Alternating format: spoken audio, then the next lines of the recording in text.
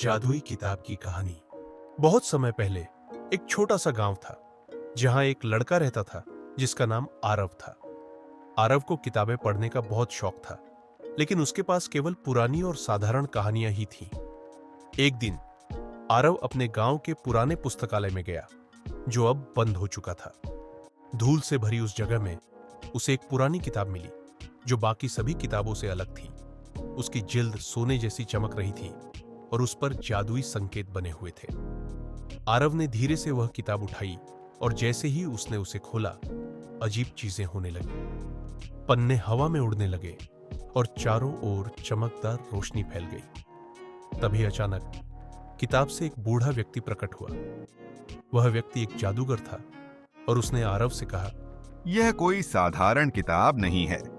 इसमें तुम्हारे हर सवाल का जवाब है, लेकिन इसका इस्तेमाल सोच समझकर करना। आरव ने आश्चर्य से पूछा, क्या यह किताब सच में जादू कर सकती है? जादूगर ने हंसते हुए कहा, हाँ, लेकिन यह किताब तभी काम करती है जब दिल में सच्ची इच्छाएं हों। आरव ने सोचा कि क्यों न इसे आजमाया जाए। उसने धीरे धीरे किताब को फिर से खोला और मन में एक इच्छा मांगी। काश मैं उड़ सकता, उसने सोचा। और तभी आरव के पैर जमीन से ऊपर उठने लगे। वह हवा में तैरने लगा। आरव के चेहरे पर खुशी की लहर दौड़ गई।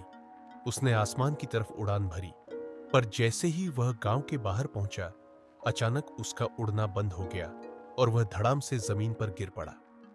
जादूगर फिर प्रकट हुआ और उसने हंसते हुए कहा, यह जादू बिना जिम्मेदारी के काम नहीं करता। तुम्हें जादू का सही इस्तेमाल करना सीखना होगा। आरव ने अपने आप से वादा किया कि वह इस जादू की किताब का दुरुपयोग नहीं करेगा। वह किताब को लेकर घर वापस चला गया और हर दिन उसकी मदद से नई नई चीजें सीखने लगा। उसने गांव के लोगों की मदद करनी शुरू की। किसी की फसल सूख जाती तो वह बारिश ले आता। अगर किसी का बीमार जानवर होता तो वह उसे ठीक कर देता। धीरे धीरे गांव के लोग उसे जादुई लड़का कहने लगे। लेकिन एक दिन गांव के बाहर एक खतरनाक दैत्य आ गया, जो गांव को नष्ट करने की धमकी देने लगा। सभी गांव वाले डर गए। तब आरव ने सोचा कि अब उसे इस किताब का असली और सबसे बड़ा उपयोग करना होगा। उसने किताब खोली और उससे दैत्य को रोकने का तरीका पूछा। किताब ने उसे सिखाया कि किसी भी दैत्य को सिर्फ सच्चाई और हिम्मत से हराया जा सकता है, न कि जादू से। आरव ने किताब को बंद किया और दैत्य के सामने जाकर खड़ा हो गया। उसने बिना किसी डर के कहा, तुम्हारा यहां कोई काम नहीं। हमें डराकर तुम कुछ नहीं हासिल कर सकते। उसकी हिम्मत देखकर दैत्य हक्का बक्का रह गया और वहां से भाग गया। गांव वाले बहुत खुश हुए और आरव की तारीफ करने लगे। जादूगर फिर प्रकट हुआ और उसने कहा, तुमने साबित कर दिया कि जादू से बड़ा है विश्वास और सच्चाई। आरव ने वह जादुई किताब वापस पुस्तकालय में रख दी, ताकि कोई और इसे तभी इस्तेमाल करे जब उसकी नीयत सही हो।